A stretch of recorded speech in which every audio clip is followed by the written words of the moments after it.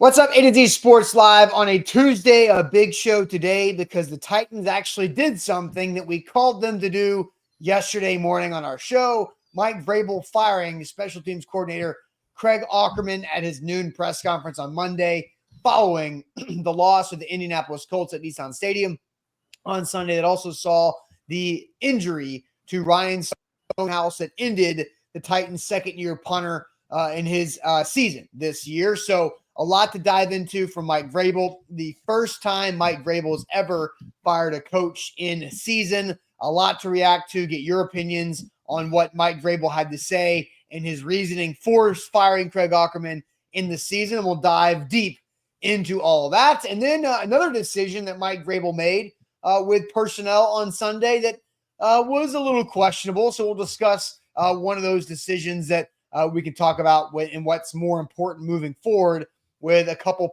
personnel spots, including wide receiver Treylon Burks. And Zach, it's shade day on Tuesday. I got my shade in my email inbox about 8 minutes ago. So it jumped over. It leapfrogged the current shade that I had already planned. So that's always good when something happens like that. Fresh, hot shade here on a Tuesday morning on a cold day in Nashville. What's up?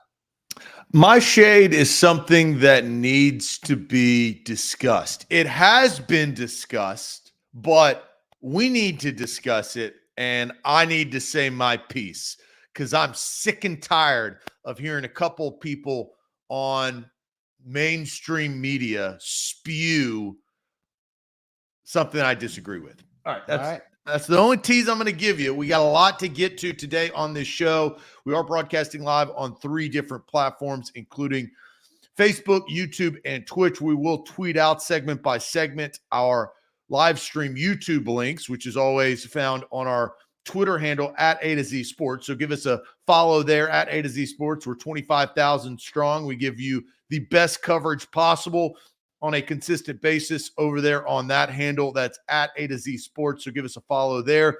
For YouTube, it's the easiest, most efficient way to watch our YouTube streaming services and our broadcasts in the morning and prime time with Buck Rising. We've got press conference coverage. We've got really good coverage over there. That is YouTube. So subscribe. If you have not subscribed already, you need to hit that subscribe button. If you have subscribed, go ahead and like this video. That helps the algorithm. And look, I actually don't know how the algorithm works. I haven't seen the algorithm, but we have tested the algorithm to say, if you like this show, it will get more Titans fans. And that's what we want. Titans fans in here, NFL fans, maybe some Colts fans, maybe some Craig Auckerman fans. I don't know. I don't know who's out there, but you got to like this video. So if you're watching this video on YouTube, hit the like button.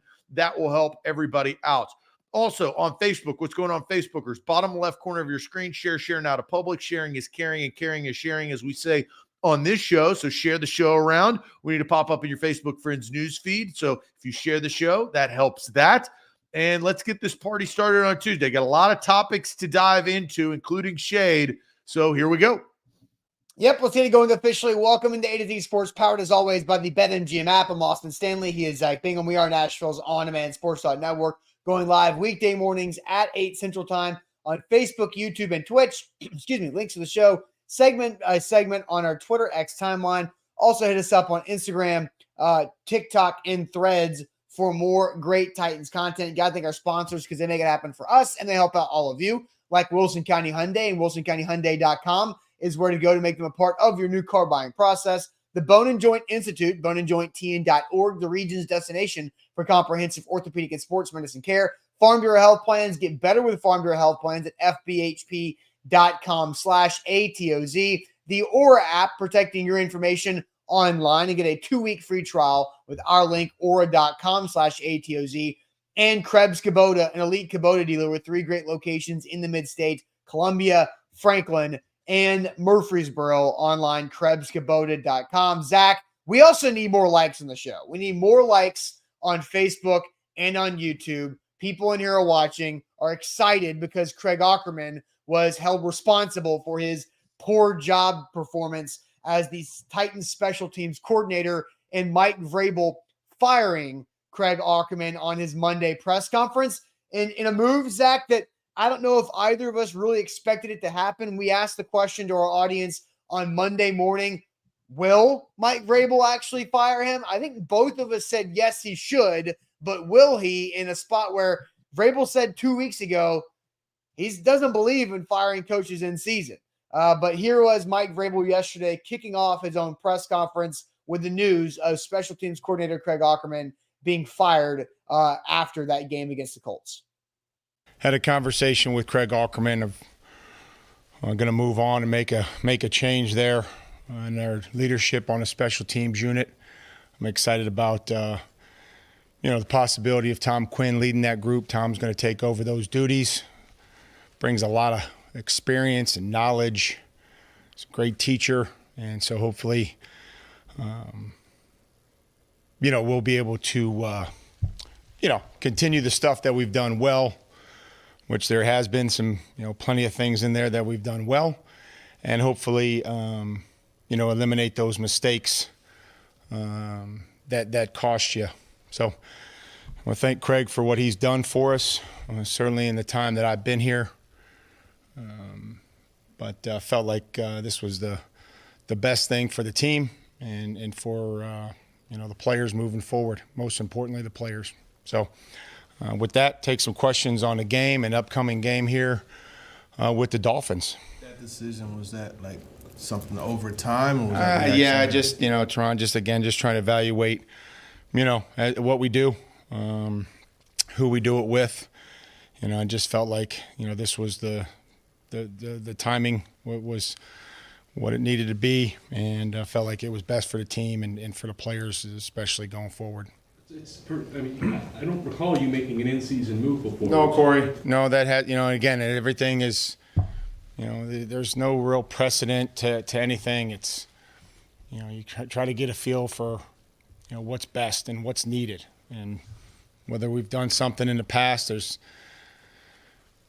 times in, we haven't run a certain coverage or we hadn't run certain plays. And I think those decisions are about timing and feel. So that's, that's the decision that was made. And, again, we're going to get back to work here, moving forward and trying to get as healthy as possible and go down and win a game against a very good opponent on a road and a big stage.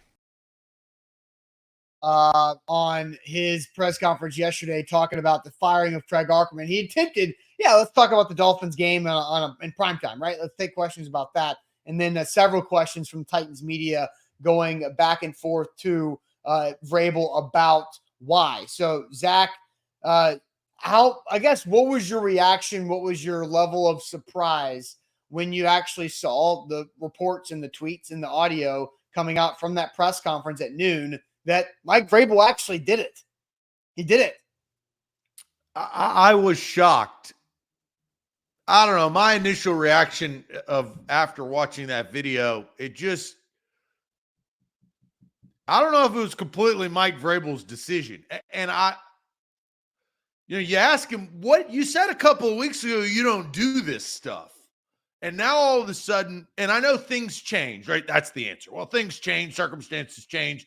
And things did change because of the atrocious performance on special teams that happened on Sunday that cost them points, and mistakes were made on that facet of the football, right? Mm-hmm.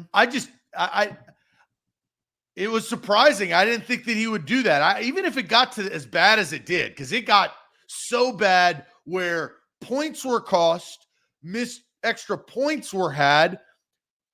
Your third best player on your team was injured and is out for the season and needs surgery, right? So, if there's a circumstance that somebody needs to be fired, I think it checks all those boxes.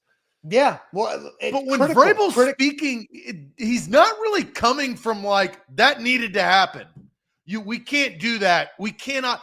I just didn't get that sense. It was kind of like, man, I really didn't want to do this, but this is the situation at hand. That was his body language, at least, me reading into what we just saw on the video screen.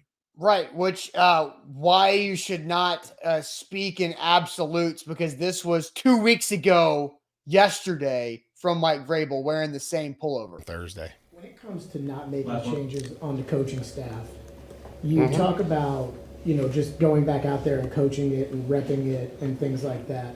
What gives you the confidence that coaching it and repping it with the same coaches? Because I have the luxury of having played this game in this league, and I know what we're coaching. I know what we're teaching. I never blamed Dean Pease or Matt Patricia or Bill Belichick or Romeo Crennel or Rob Ryan. I mean, I couldn't get to the pass rusher, or I missed a tackle, or I went the wrong way. And that's the luxury that I have. Never blamed a coach for my. Let me finish, and then you can interrupt me. And so I know what we're coaching, and I know what we're teaching. I'm in the meetings. We're going to continue to find ways to help our players and to demand that they play with great effort and improve our details, improve our fundamentals, because I know that that's what works. Go ahead. 2 weeks ago, Mike Vrabel changed and fired Craig Auckerman because maybe he didn't believe in what they were coaching. I thought he said he knew everything that was going on. He said, I know what's being coached. And what changed? And so the title of the show today is Craig Auckerman's fired after a critical injury and loss to the Colts. Both the injury to Ryan Stonehouse and the loss to the Colts critical. Zach, what happened last night? Monday Night Football. What happened last night? The Jags go down. Ended with two backup quarterbacks. Yeah, but it was pretty entertaining. But the Jags go down to the Bengals, and Trevor Lawrence might have a significantly sprained ankle, and now the Jags are 8-4? Where are the Texans? 7-5? Where are the Colts? 7-5? But the Colts could have easily been 6-6 if Craig Auckerman was good at his job, and the Titans could have been 5-7. You could have been boom, boom, boom, boom, boom with 2 games against the Texans and 1 more against the Jags coming up. But the critical loss ended Ryan Stonehouse's season and all but ended your season, as the Titans have basically no hope for the playoffs. Well, and that's what Roy says. And this is it.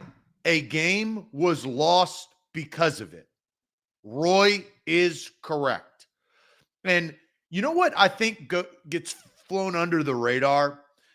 And it should, because it's overshadowed. The Ryan Stonehouse injury is the biggest thing to come out of the special teams, right? You had 2 block punts. You lost points, right? But you went into overtime. You still had an opportunity to win the game. So that is the number one thing, is your third best player, which is your punter. It is 1A, 1B, whatever you want to call Derrick Henry and Jeffrey Simmons. Those are your 2 best players. And then under that, it's Ryan Stonehouse.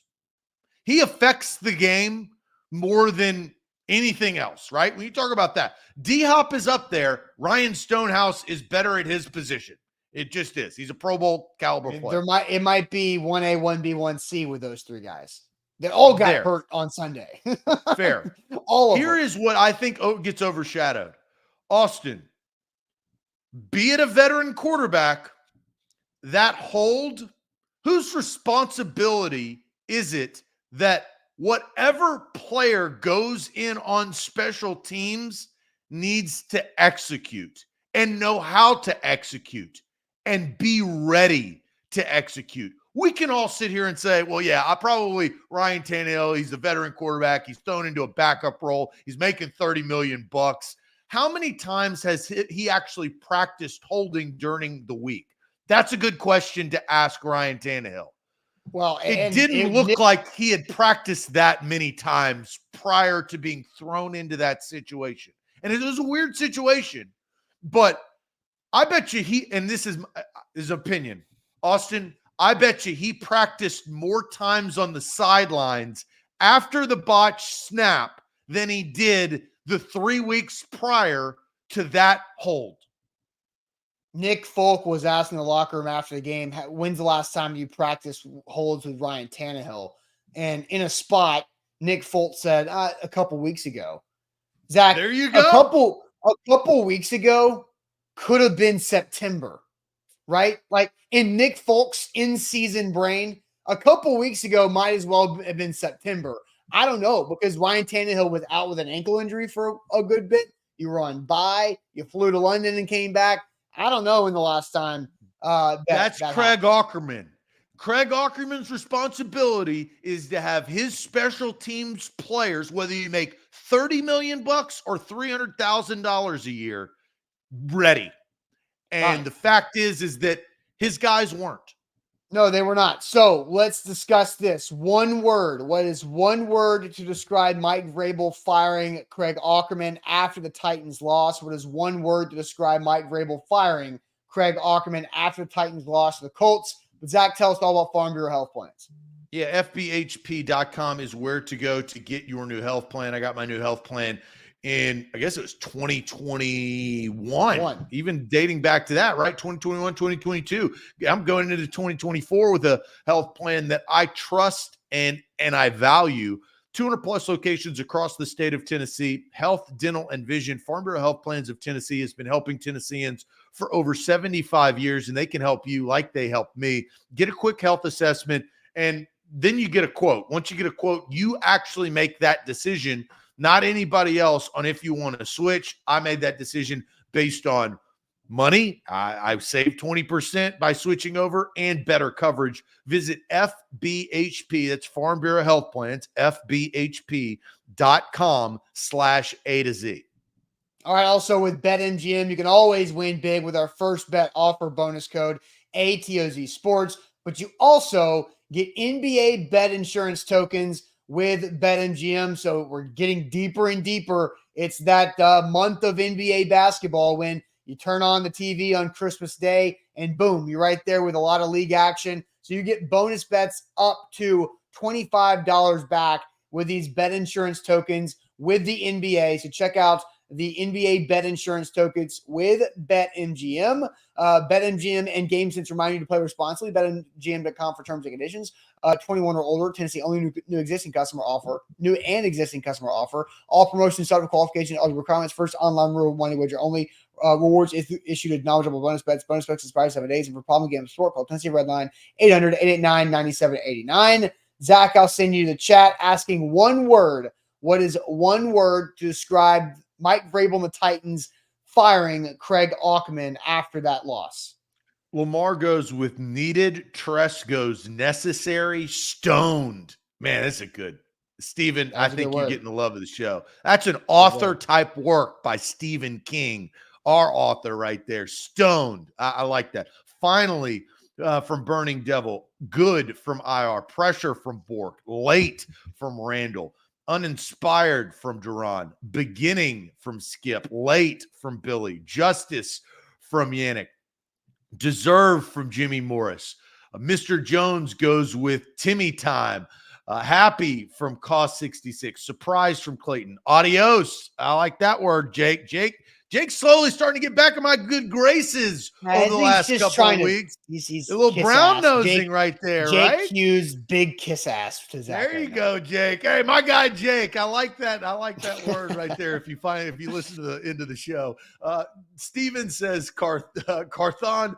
Mr. Wright says finally from Brent. Smart from Tyler. Deserved from Johnny right there. Needed from Jaron.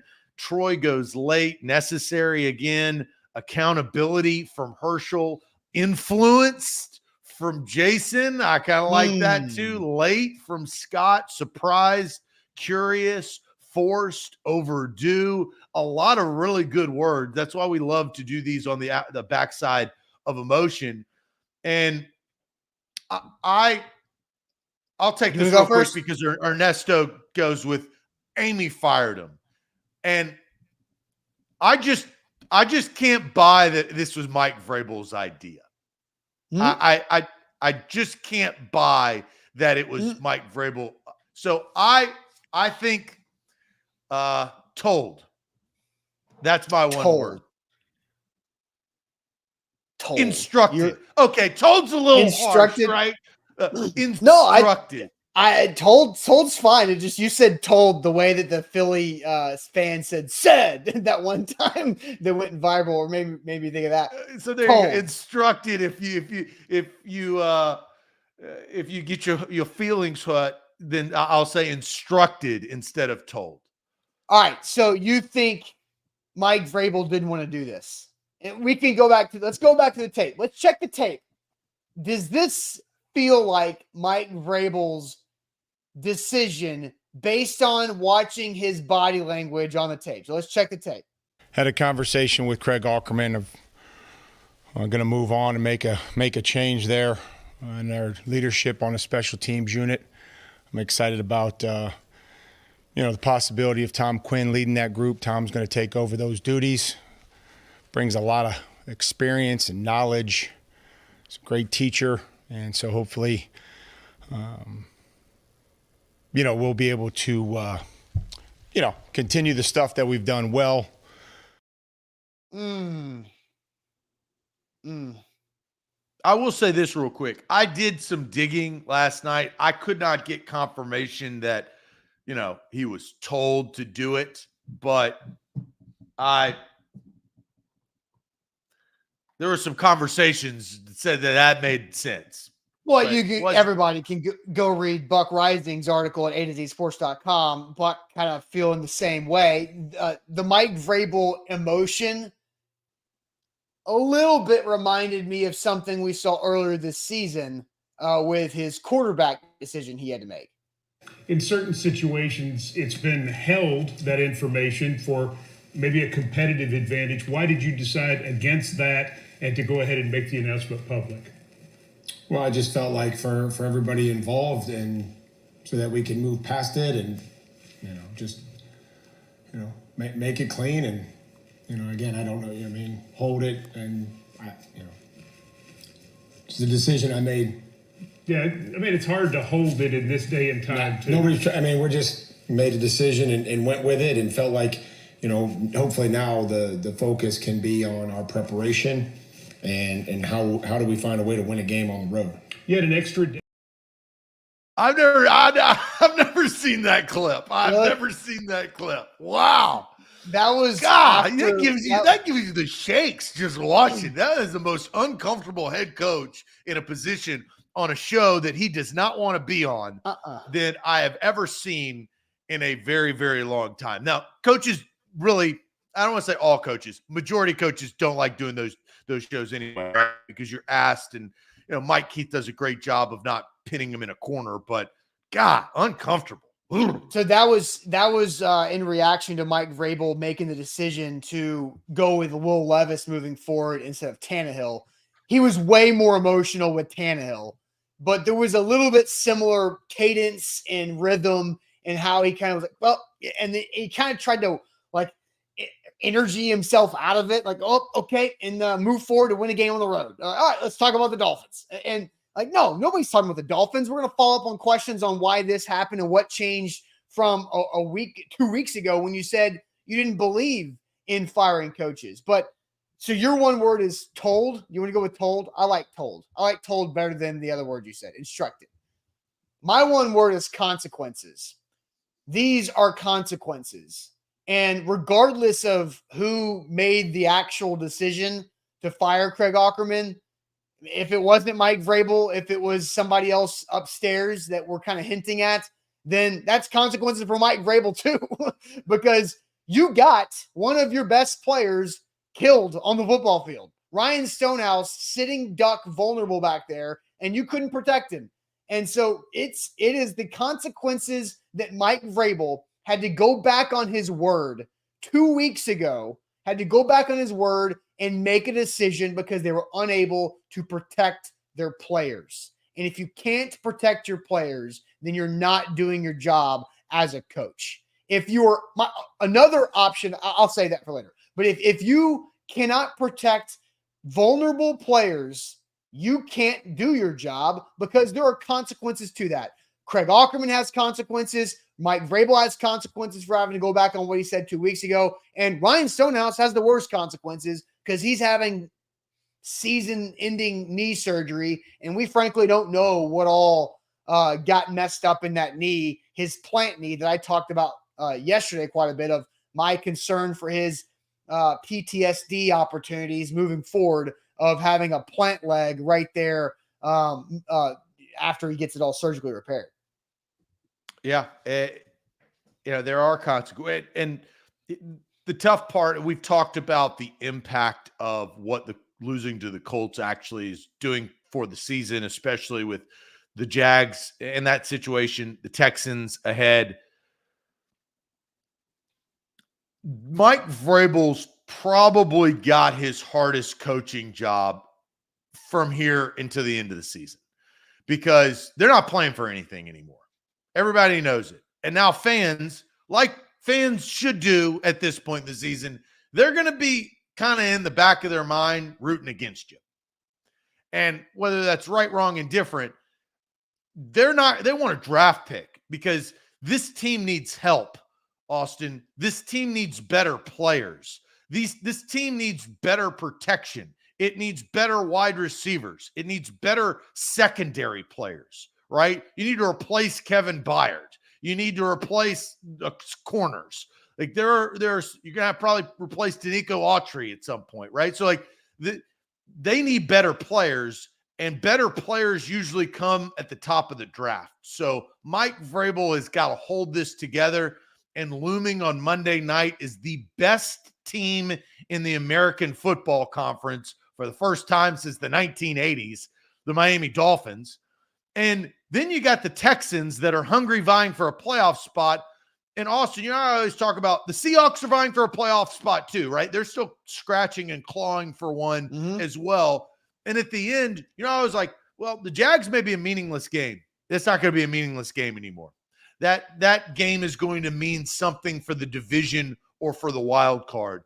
So the Titans and Mike Vrabel have really got to prevent losing out, because I think it's a reality that could happen.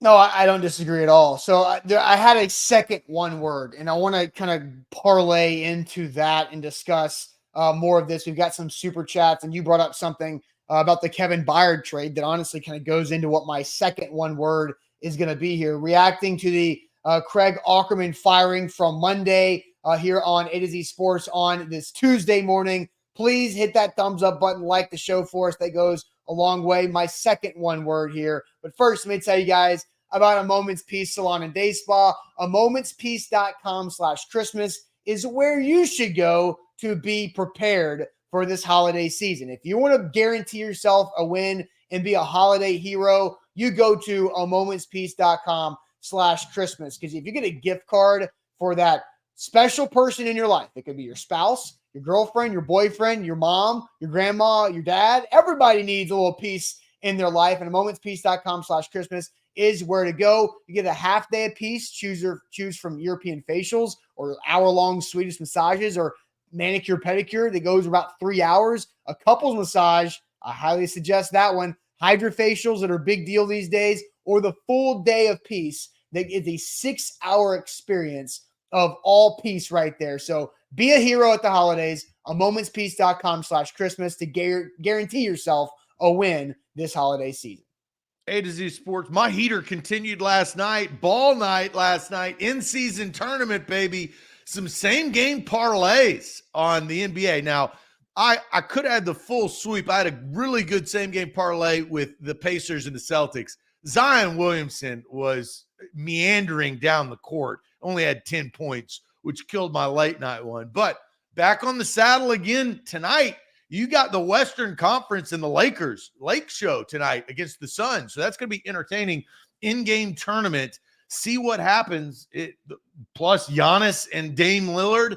Use that bonus code ATOZ Sports. Get in on the action and download the BetMGM app today. Get that same game parlay going. That's NBA in-season action.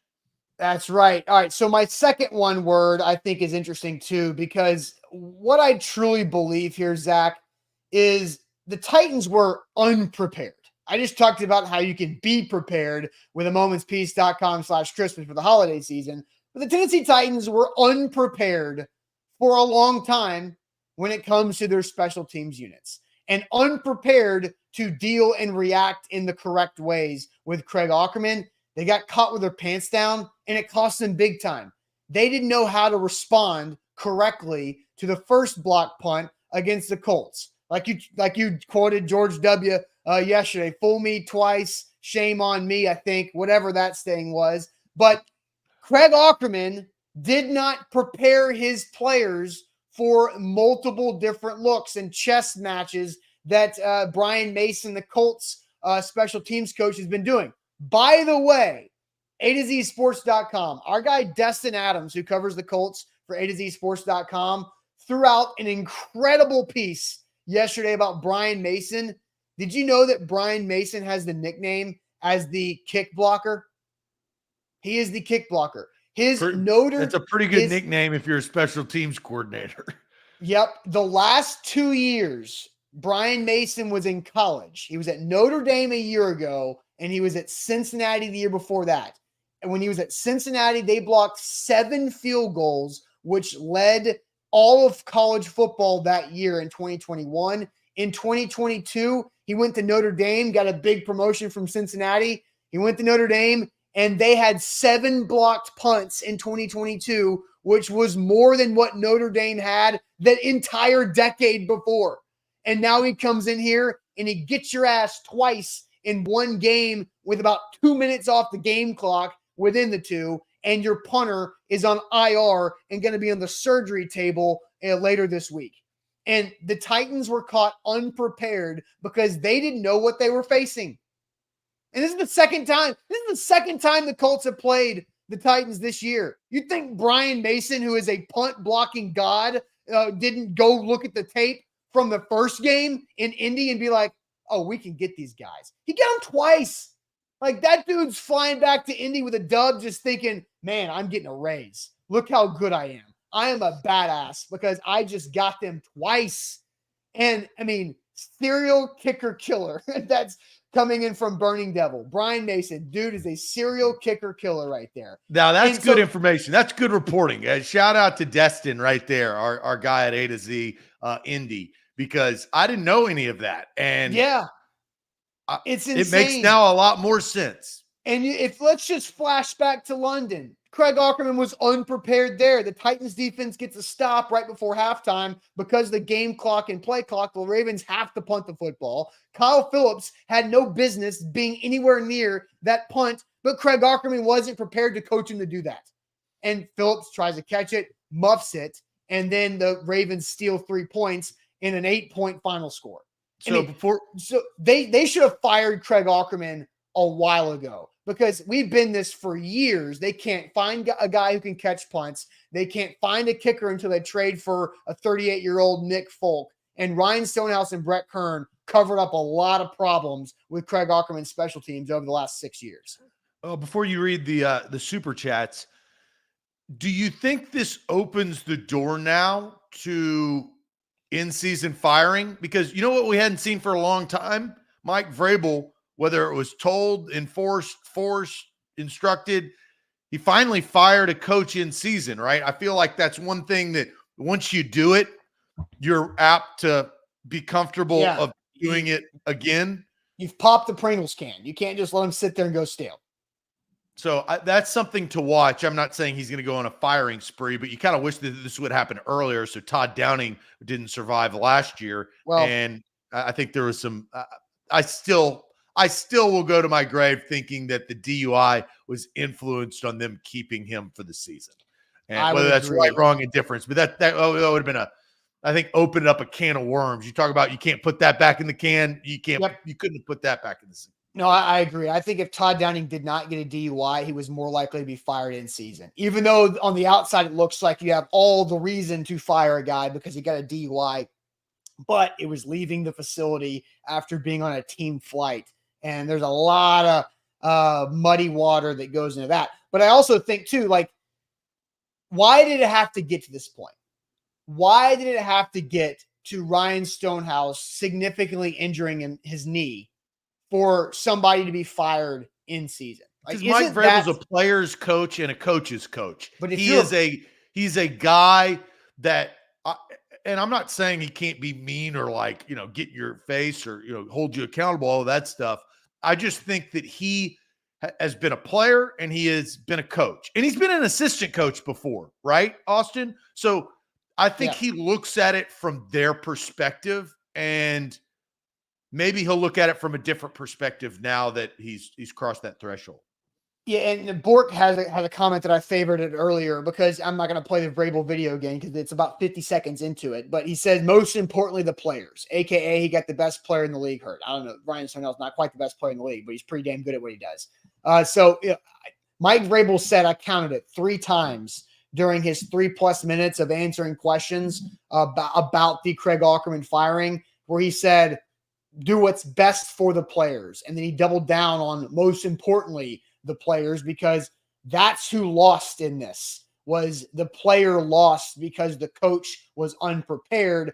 But that's why I think consequence works too, because there's consequences for this. Mike Vrabel should have made this move ahead of time. Be proactive, don't be reactive. Get ahead of things. When you see that something's not working, don't just hope for the best and hope it's going to figure itself out. And I think the special teams have been bad this year, but because Nick Folk and Ryan Stonehouse are individually very good, it covered it up a lot.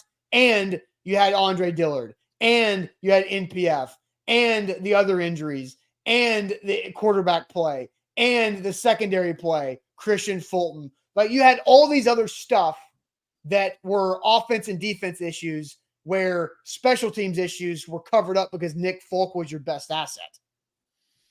Yeah, and Raya says best player in his position, and I'd say in his position, the position is one that if somebody in front of you doesn't do your job, it's kind of like the quarterback.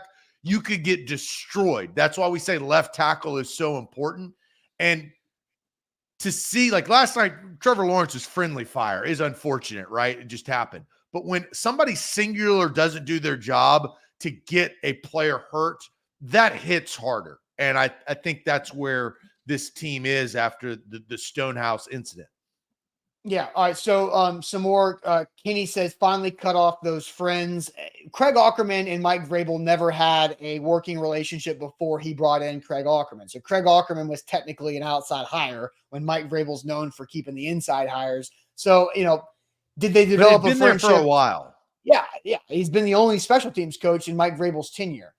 So that says something. And that it is interesting, right? I had somebody tweet at me, Adoree Jackson and Kyle Phillips were both 2 of the most electric punt returners in the college game when they left to go to the draft. Adoree Jackson won the Thorpe Award and was a weapon for USC. And what happened? You remember this? I thought about this yesterday. Adoree Jackson returned his first punt for a touchdown. He got called back. Do you remember that? And after that, who it was against? I don't remember that part. Seattle. Ooh, yeah, Seattle. That was a good game. Rashard Matthews' screen that went for a long DeMarco had a big screen too, I think. I can't remember. But he did that. Craig Auckerman comes in the next year because that was under Malarkey as Adoree was a rookie. Vrabel's there the next year with Auckerman, and Adoree can't do anything on punts. He doesn't know when to catch it, when to fair catch it, when to not let it go into the end zone. He can't do anything. And he was electric before then. And Kyle Phillips the same way. First punt return, 50 yards against the Giants. After that, he can't catch it now. Because NFL punters are better than college punters. They have hang time, which shortens down your decision-making time, and it makes you make business decisions. I would never want to be a punt returner. It would be the worst thing ever in my opinion. Yeah, one of the worst jobs in the NFL. They're bearing down on you, and it's depth perception. Depth from the ball coming down, depth to who's about to knock your block off, right? So, my point is these guys had success in the NFL, and then after that, they could not figure out how to catch a punt. So, again, super chats here reacting to Craig Auckerman's firing. Zachary Smith earlier in the show says, dang well Amy made that call yesterday, not the head coach. It feels like Amy Adams Strunk is not messing around. Somebody in the post-game show, Zach, when Jack and I were at Acme on Sunday said that Amy wasn't going to allow this to last much longer with Auckerman. And I was like, I don't know. Vrabel doesn't fire people in season. And if Amy didn't do it beforehand, then Amy's not going to do it now. But whoever that was in the postgame show was dead on. If that's the case. Amy Adams Strunk is no pushover. And I think her decisions have made that. She is a controlling owner, which I think is appreciated by the Tennessee Titans fan base. I think that they are proud to have her as the owner of the team. They know that she's just not going to roll over and allow things to happen. She fired John Robinson. We think she influenced this firing. She did the same thing to Mike Mularkey, right? I mean, there was she's made some big time decisions in a big time role that Titans fans, I think, are proud of her for. And I don't want to say like the prisoners aren't running the asylum in that sense. The warden is, and the warden is Amy Adams Strunk. And I think that's a good thing, not a bad thing. She does own the team, right? I mean, there's that caveat that needs, but my real sentiment is that fans who pay the bills, let's just face it, right, appreciate her control of the controlling ownership. Well, and Zach, we've been covering this team long enough to remember there were days when Titans ownership was a weakness in the organization. Oh, yeah. No longer that. Amy Adams Strunk is a strength and a positive. Anthony says, Phillips was nothing at UCLA. Nobody heard of him till the Titans drafted him, Austin. Anthony, Kyle Phillips led the Pac-12 in receiving touchdowns his last year in college. People had heard of him. He was a 5th-round pick because he's my size, 5'11", 5'10", 185 when out in the rainstorm. Like, that's why he was a 5th-round pick. It was because of the lack of measurables, not the fact that he was unproductive. Go watch Kyle Phillips UCLA film. The dude, and 12, I think he had 12 touchdown catches at UCLA and led the Pac-12. That's a passing league, which means a lot of other guys could have had that stat too. Ty says, I hope this O-line hasn't messed with Levis' internal clock too much. We've seen what a ruined internal clock looks like with Mac Jones. I hope this O-line doesn't do the same to Levis. That's kind of a different topic, Zach, that I'm sure Sam and I, maybe Jack and I will talk about throughout the week. Hey, my 2 cents on that. Will Levis has more grit than Mac Jones. Now, the NFL can rip you of the grit. I mean, so there is that. But no, I think Will Levis, the biggest takeaway that I've seen from Will Levis in the short stint is he actually, like they were struggling getting in and out of the huddle. Like it wasn't clean. He makes it now a point to he's trying to fix the problem, which you appreciate, but that's also like a young man's issue, right? A young quarterback's issue. You hope that as things grow, that becomes more natural. And midway through next season, Will Levis is now trying to figure out other problems, not in and out of the huddle problems. So I think that just takes time and experience that, let's face it, he's gaining. And Will Levis hasn't played so poorly that it's like, oh man, we're out on him. I think that there has been some very positive things that we've seen from a young rookie quarterback that's been thrown into a situation with not the best pieces around him that you hope over time will improve. Yeah. So look, I think initially before Vrabel fired Craig Auckerman, today was most likely going to be a Levis conversation. So we'll see how the week plays out here. Mike Vrabel made another bad decision, or was it a smart one? We'll get to that here in a second. But first, I want to tell everybody about where you should turn whenever an injury occurs. That is the Bone and Joint Institute, boneandjointtn.org, the region's destination for comprehensive orthopedic and sports medicine care. Whenever you get hurt in life, you have to know who you can trust, where you can go. The Bone and Joint Institute in Franklin has all of the resources under one roof when it comes to the specialists and experts they have in every type of injury, the doctors, the surgeons, the rehab specialists, the technicians, everybody. Phenomenal. The technology, all of it right there. The support staff, the Bone and Joint Institute is a staple in Williamson County for how they help people of all ages, youth sports, intramural sports, high school into whatever adult injuries that you slip off a curb in Fort Lauderdale and fall yourself into. The Bone and Joint Institute can help you out. boneandjointtn.org. A to Z Sports powered by BetMGM. Talked about the NBA in-season tournament that's going on last night and tonight. I've been into it. I mean, I love the NBA, but I've been into it. You can sit there and create same-game parlays. You can create just straight-up bets right there on BetMGM. We love BetMGM. Use the bonus code ATOZ Sports. Get up to $1,500 back in bonus bets if your first bet misses. For new users, if you are a new user, use the bonus code ATOZ SPORTS. All right, so on Sunday against the Colts, we knew Treylon Burks was going to make his reemergence into the offense. We didn't know what the plan was going to be, but what we didn't expect is to see Kyle Phillips inactive. And Kyle Phillips as a healthy scratch. Strange, because in 2 of the previous 5 games where Will Levis had played, Kyle Phillips was the leading receiver for the Tennessee Titans over DeAndre Hopkins. So Mike Vrabel was asked Monday as well about why did he go with Treylon Burks and sit Kyle Phillips, even though Burks only played about 10 snaps. Here's Mike Vrabel. About having Colton up, Kyle down, and getting Treylon back into the mix, but he wasn't, it didn't seem like he was full go for every rep. I think he only had 10. Yeah, I talked, I was just asked about that yesterday. Only got 48 spots, Eric's been catching punts for us.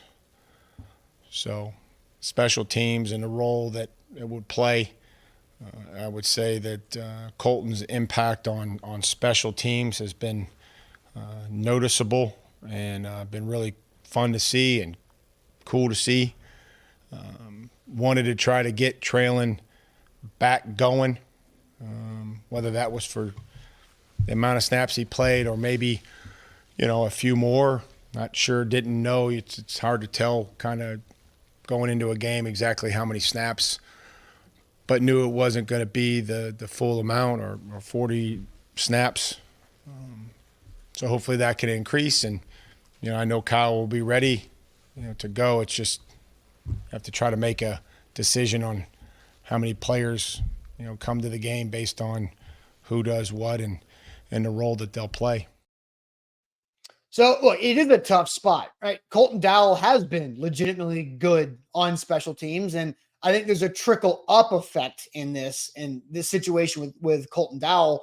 Chris Moore has become a more reliable playmaker on offense as a receiver with Burks out. Chris Moore previously was doing what Colton Dowell is doing. So with Chris Moore making some offensive plays, you put Dowell up there to develop your rookie in that spot, and now you've got Treylon Burks or Kyle Phillips.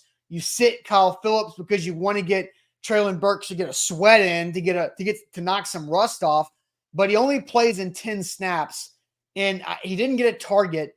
There were a couple times they motioned him across the formation and then looked like they were going to run a speed wheel route where I thought they could take a shot to him, but I guess the coverage didn't dictate that. But it was an interesting decision to sit Kyle Phillips when it looks like he and Levis had created some type of chemistry when they gone and had 60-plus yards against the Steelers and 60-plus yards the next week against Tampa. Well, you separate it in 2 ways. Kyle Phillips was impacting on special teams. He was just impacting negatively, right? So once that happened, they're not going to put you out there anymore. And so they're going to find somebody who can. They did. Kyle Phillips' offensive impact did not supersede Mike Vrabel's thought of special teams impact, right? So that's what he's telling us. The Treylon Burks thing is kind of a little bit fascinating because he's had 2 concussions, right? Mm-hmm. Both 11 months apart. Where on the field? Down the field, right? Yeah. Treylon Burks' best attribute on why he was drafted was his down the field ability. And I'm not saying he doesn't have that anymore, but there's the mental psyche. You talked about Ryan Stonehouse and that plant foot moving forward next year. Oh no, is somebody going to come destroy my leg again? I think Treylon Burks is really got a hurdle to get over, and it is going to take a lot of time. Yeah. Burks is not going to be full until next year. You can kind of sacrifice that. He may impact the game, but the 2 plays that he got concussed is where the Titans want him to be. Yeah, down the And field. that's a struggle. I feel like that's a struggle for Burks and Will. And, so let's ask. Chris Frazier. Chris Frazier is a hot button here in the chat. Don't have time. I'll give Chris Frazier. I don't know whether he was responding or whether I'm taking that out of context or I'm taking that to the right context. But Frazier's right. Treylon Burks' time is ticking. Tick, tick, tick, tick, tick, tick. Yeah. And nobody cares about your concussions to a point. I don't want to be completely but nobody cares about Jake Locker's injuries anymore. So you're either going to help the team or you're not going to help the team. Treylon Burks is going to have to figure that out sooner rather than later. It will be fascinating or interesting the rest of the season what impact he actually makes. So I want to ask this question. What's more important for the Titans? Is it Treylon Burks knocking off the rust or the potential impact of Kyle Phillips? Because, I kind of started this topic by saying, did Mike Vrabel make another bad decision or was it actually smart? Because what's more important for the Titans moving forward? And by the way, like the show, we need more likes on YouTube, a big audience on YouTube, and we haven't even cracked 100 likes on YouTube yet, which is a disaster for you guys. So we need more of that. But so I think for me, I felt like it was too early to sit a player that I think could have helped you in that game. Look, the Titans offense scored 26 points, 23 points in regulation.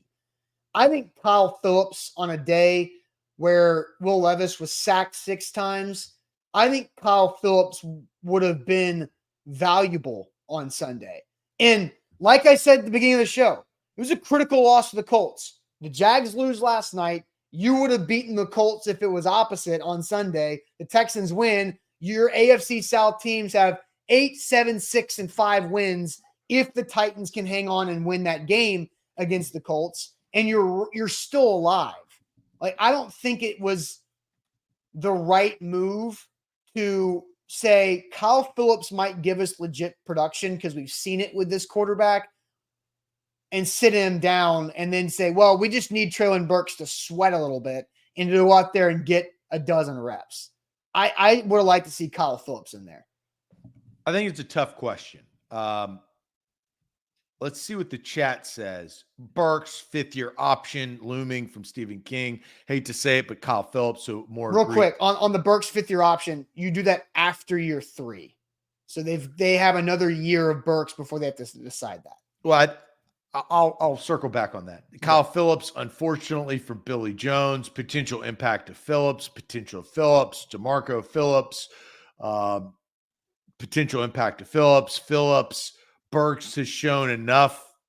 He isn't it from Burning Devil, which I think a lot of people share that sentiment. Impact of Phillips, bad decision, Phillips. Here's a little hindsight, right? You know what you got with Burks in a limited role. You don't know what Kyle Phillips, right? So it's the alluring of what if. But it sounded like they knew what they were going to have with Burks, which was not much. I think that was lip service on the after fact. If Burks would have caught one pass for a first down that helped the team, do you think differently? I don't know. Here's why I think it's more of the long play. It's valid of what you said, and that's why I think this is a tough question. Mm-hmm. But the clock's ticking on Burks. You got to get him back to full speed so you can figure it out on a first-round pick as soon as possible.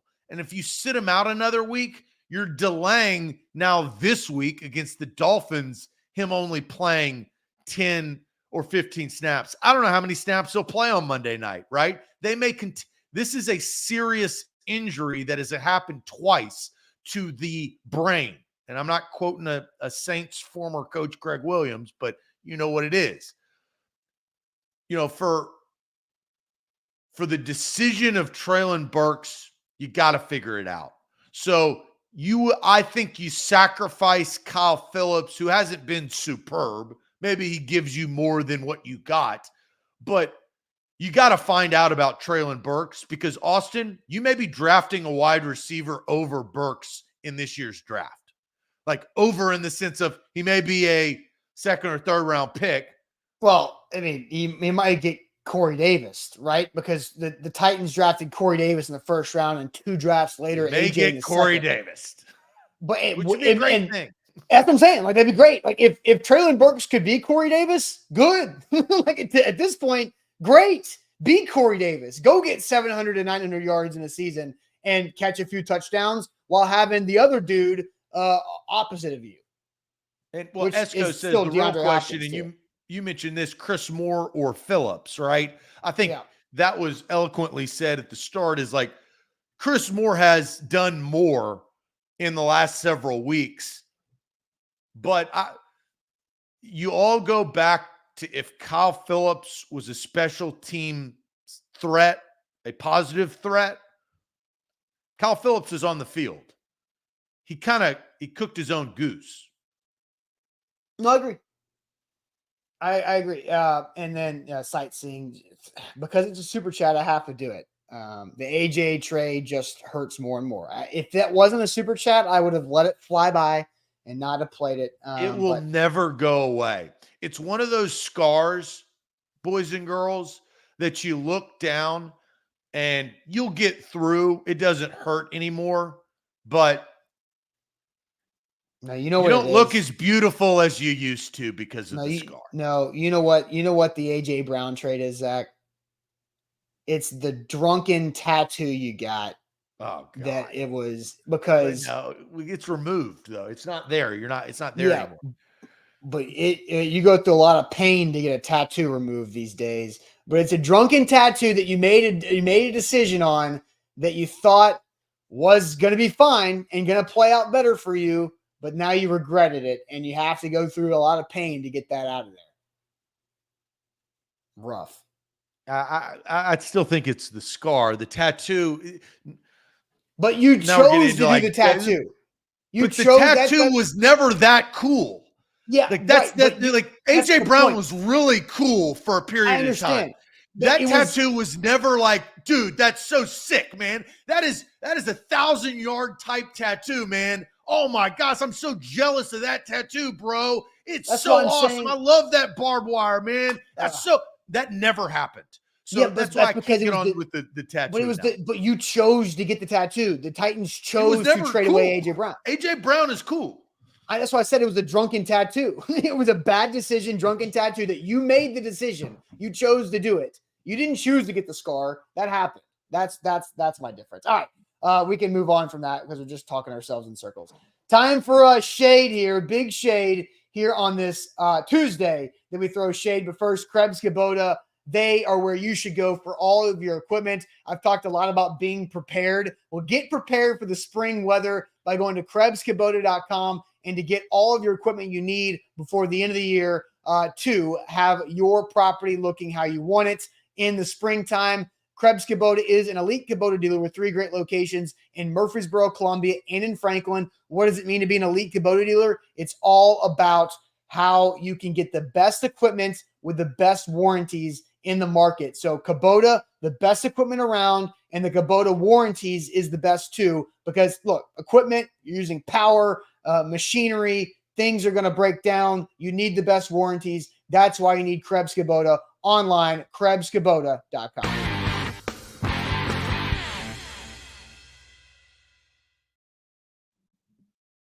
Also, quick shout out Wilson County Hyundai, WilsonCountyHyundai.com. Make them a part of your new car buying process by seeing them in Lebanon or online at Wilson County Hyundai. We like to throw shade on Tuesdays.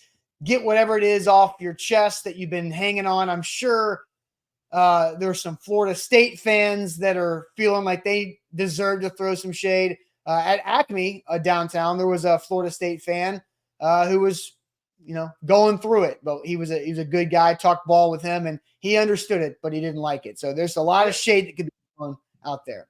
I'm going to do that. That's what I want to do. That's my shade. My shade is actually at Florida State people that think that, well, it's actually not at Florida State people. There's nothing that you could do about it if you're a fan. But my shade is at guys like Booger and Greeny sitting there arguing that FSU should be in the playoff. That is the most asinine, stupid argument that we can actually have.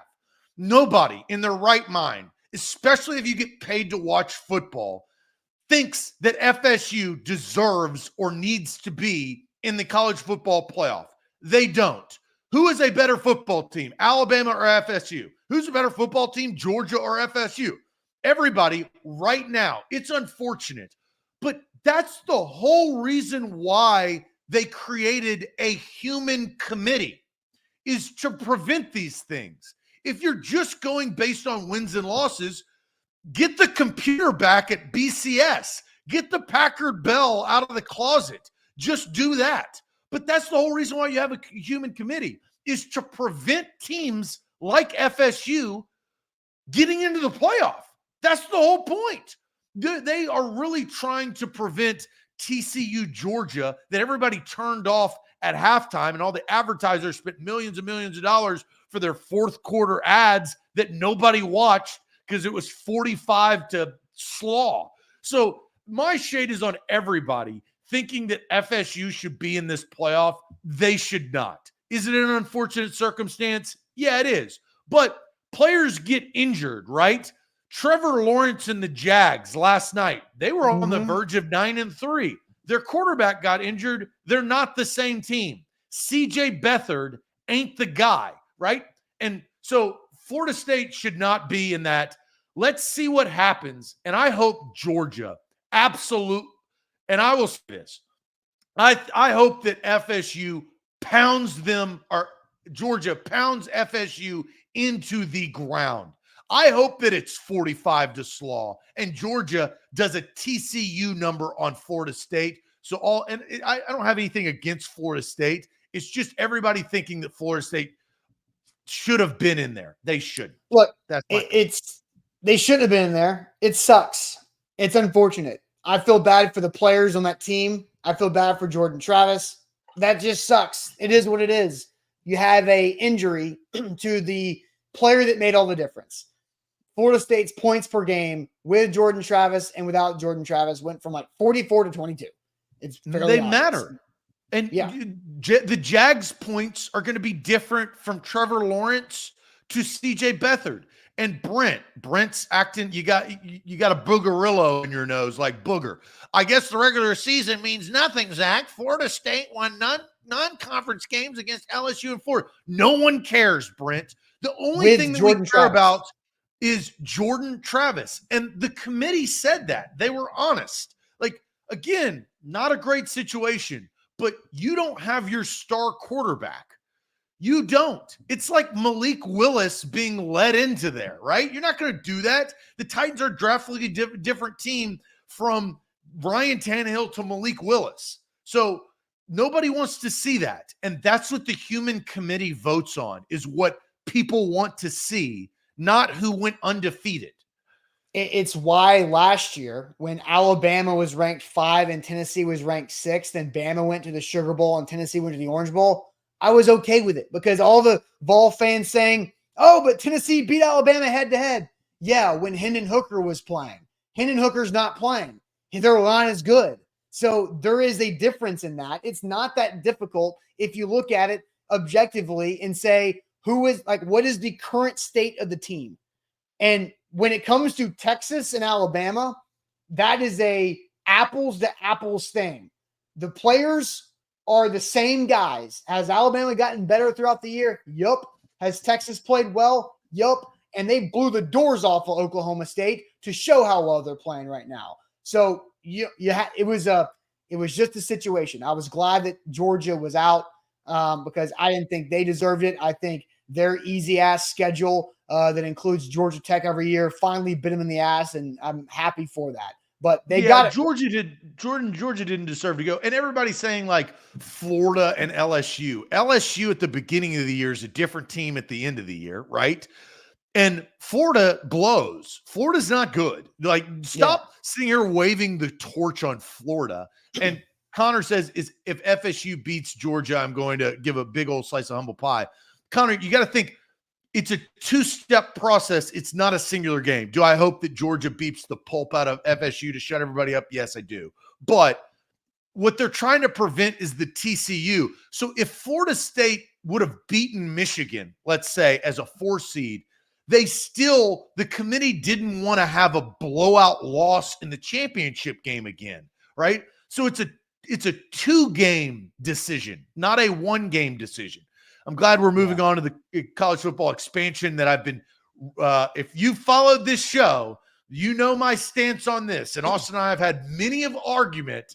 The exclusivity of the 4 teams sucks. It's not good. It never has been good. And finally, we get to put that to bed next year with an expanded playoff. Yeah. All right. So that's for my shade here on this Tuesday, Nick says shade on Zach for being the typical SEC fanboy. This has nothing to do with the SEC. You think I like Alabama? I hate Alabama. I tell my Alabama friends I can't stand them, and they know that. I have no loyalty versus Alabama. So get out of the way there. I'm just talking honestly, unbiasedly on the college football. Yeah. So I'm going to start off my shade, Zach, by asking you a question. If we were supposed to meet today for something, but I needed to move it to tomorrow, would I be moving that forward or backwards a day? Repeat that again? So I'll repeat again. If we were going to meet today about something and I needed to move it to tomorrow, would I be moving our meeting forwards a day or backwards a day?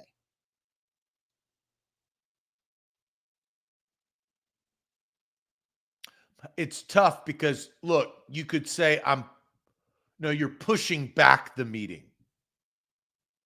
Right. You're pushing back the meeting. I agree. But here's where I am frustrated because I get this email this morning. And look, information's fine, but how it's presented drives me crazy. Holiday trash and recycling. From December 25th to January 6th, all trash and recycling collection will be moved forward 1 day for Christmas and New Year's. So if you get it on Monday, now it's going to be Tuesday. Tuesday goes to Wednesday, Wednesday to Thursday, Thursday to Friday. So they're saying this is moved forward. And I'm thinking that's not moved forward. Move forward would be a day earlier. It's like it confuses me. I hate it. Why we as a society, I need 2 things from society. I need everybody to spell Derek the same way, and I need to figure out how it is forward or backwards. Which one is it? So here, all right, I'm with you. Don't come to my HOA because we don't recycle. We don't do anything. It's an abomination. But change is on the horizon. This is Metro. Oh, okay. Here's what my thought is they went society week on you, and they said moving forward because recycling is moving forward in this earth and in this climate. No, but moving forward a day would be we're progressive. We're progressive over here at Metro. We want to move things forward, like recycle and compost and do all of those things. So we're going to move forward a day. Do you agree with me that that's backwards? You move it back. You delayed it. Delaying is moving something back. We're pushing back recycling and trash by a day from Monday to Tuesday. Yes. I do agree with you. Okay. Reschedule. Mr. Jones is right. We are rescheduling. Well, the good thing is I know when the day is. They laid it out all the days of the week. So I know when my trash day will be over the holidays. So that's fine. But And that drives me crazy. And Nick, you're right. We need to figure out how to spell Derek, and we need to pick one way to spell Sean. I don't care which way it is, but Derek and Sean, we need to pick one and roll with it. Derrick, Derick, Derek. Like, there's way too many ways to spell Derek. All right, let's simplify this. All right, if you had to pick one way to spell Derek and one way to spell Sean, what would it be? Sean would be not seen. If you say seen, the show's over. And my cousin's name is Sean, as in one of my best friends, his name is Seen. So Sean should be phonetically Shaun. Yes, like Sean Kemp. Like Sean Kemp. Derek should be Derrick. I agree. There we go. We just changed it. Everybody moving forward. That's how you spell it. Yeah, and Demario says you can't tell Derek or Derek how to spell their name. I want to. It drives me insane because the Tennessee Titans, at one point in time, there was Vanderbilt head coach Derek Mason, Derek Henry, and Derek Morgan, all within my working space, and all three different versions of Derek. And there was a Derek Roberson too. It was absurd, drove me crazy. And then don't forget Sean Green, Shon, Titans running back. Sean Green. That's right. Well, that's my shade. All right, that'll do it for us on this Tuesday. Solid show here today. Make sure you like the show before you go. We'll see what the rest of the Titans week plays out to be. So hit that like button on Facebook, on YouTube. We need more likes. That just helps us out. And make sure you subscribe to our channels as well. And go to A2ZSports.com for all of our content. And we'll see you guys tomorrow morning on a Wednesday. Buck Rising live tonight for A to Z Sports Primetime. Adios.